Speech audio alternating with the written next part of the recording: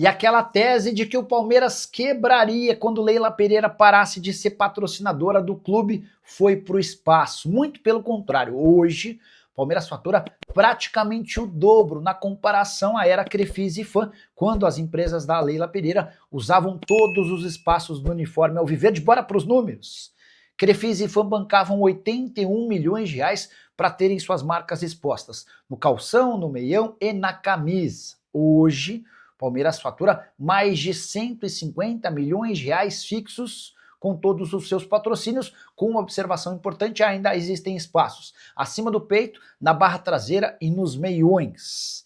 Mais novo patrocínio do Palmeiras, a CIMED, que passa a ocupar o espaço no omoplata, pagamentos de 57 milhões de reais até dezembro de 27, é bom contar, porém, que nesses 57 milhões de reais há valores fixos e valores em bônus. Aqueles mais de 150 milhões de reais por ano que eu havia colocado no início desse vídeo são apenas com valores fixos garantidos.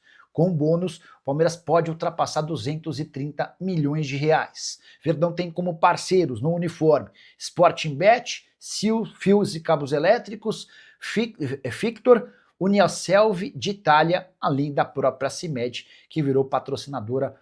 Hora de falar sobre o Palmeiras, de olho em joia do esporte. Surgiu nesta sexta-feira a notícia de que o Verdão tem negociações para contratar Lucas Henry, volante de 15 anos de idade do esporte, atleta que ainda não completou 16 anos e por conta disso não tem um contrato de profissional. Seu contrato de formação permitiria ao Palmeiras tirá-lo sem tantas dificuldades. Embora exista um acordo entre os clubes que qualquer movimentação com atletas com menos de 16 anos precisa do aval do time que detém os direitos desse atleta. Antes de gravar o vídeo, consultei o presidente Yuri Romão, que cuida do esporte. Ele assegurou que não foi procurado, embora já tenha escutado sobre o movimento. O esporte está atento às possibilidades, tentando se blindar para não perder uma das joias. A informação que surgiu nesta sexta-feira é de que o Palmeiras tem negociações avançadas para contratar o Lucas, deixando um percentual de uma venda futura pro Leão.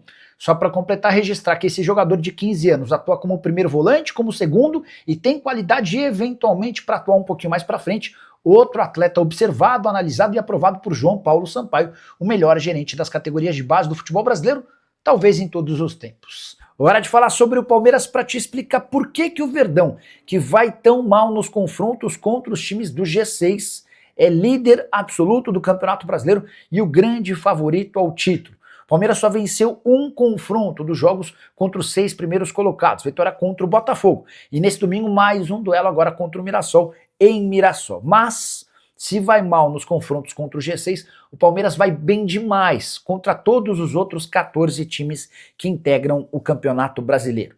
Foram 21 partidas contra os outros 14, com 19 vitórias, 2 empates e nenhuma derrota. Aproveitamento de incríveis 93,7% dos pontos, campanha espetacular. 50 gols pró, 16 gols contra. Vale a lembrança também de que o Palmeiras disputa 30 pontos contra equipes do G6 e 84 pontos contra equipes não G6. E é por conta dessa performance espetacular contra todos os demais times que o Palmeiras tem 3 pontos de vantagem em relação ao Flamengo e 2 vitórias a mais do que o Fla. Isso significa que se Palmeiras e Flamengo terminarem empatados em pontos, o Palmeiras se sagrará campeão.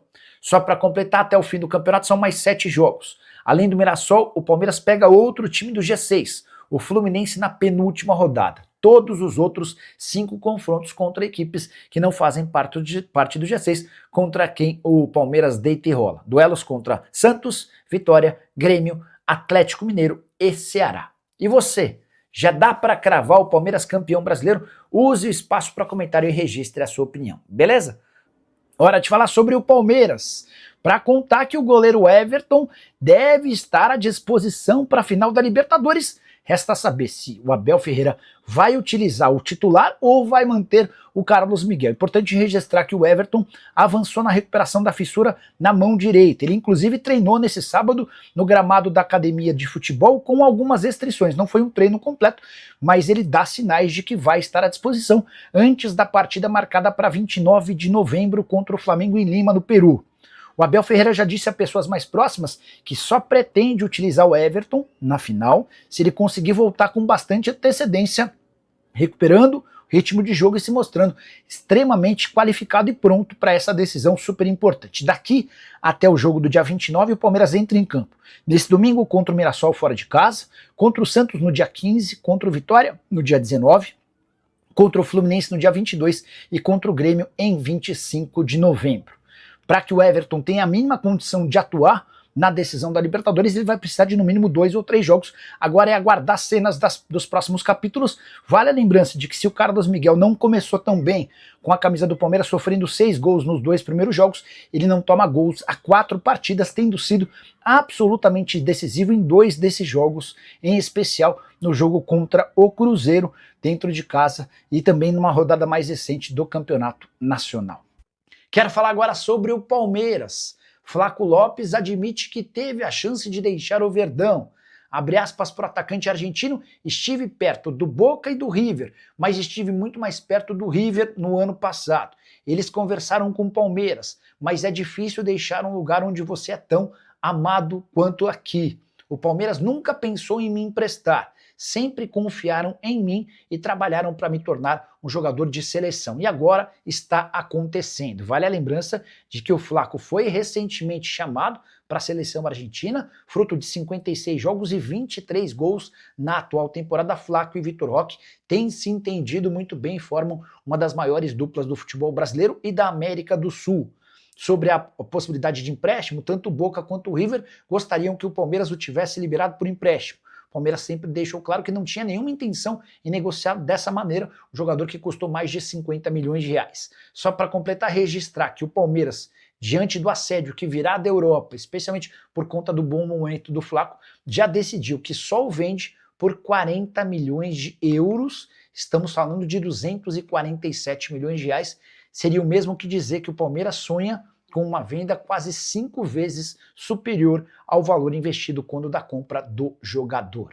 E o Palmeiras é o único clube brasileiro no top 50 do mundo entre os clubes que mais faturaram com vendas de atletas desde 2015. Verdão ocupa a 49ª colocação, à frente até do Arsenal, que é hoje líder da Premier League. Esse levantamento aponta 3 bilhões e 100 milhões de reais de faturamento do Palmeiras com transferências de atletas. Esse valor equivale a 497 milhões de euros. Já havia contado para vocês que apenas com atletas formados na base, a receita do Palmeiras com transferências foi de 2,3 bilhões de reais. Relação de vendas de atletas do Palmeiras desde 2015 conta com Gabriel Jesus, Endrick, Estevão, Luiz Guilherme, Vitor Reis, entre tantos outros. Você deve ter ficado curioso para saber qual o clube que mais faturou com vendas de atletas nos últimos 10 anos, certo? Acertou quem respondeu ou lembrou: o Chelsea. 1 bilhão 780 milhões de euros. Seguido pelo Benfica com 1 bilhão 470 milhões de euros. A Juventus e o Mônaco dividem a 3ª colocação, o Borussia Dortmund é o 5º, o Barcelona o 6º.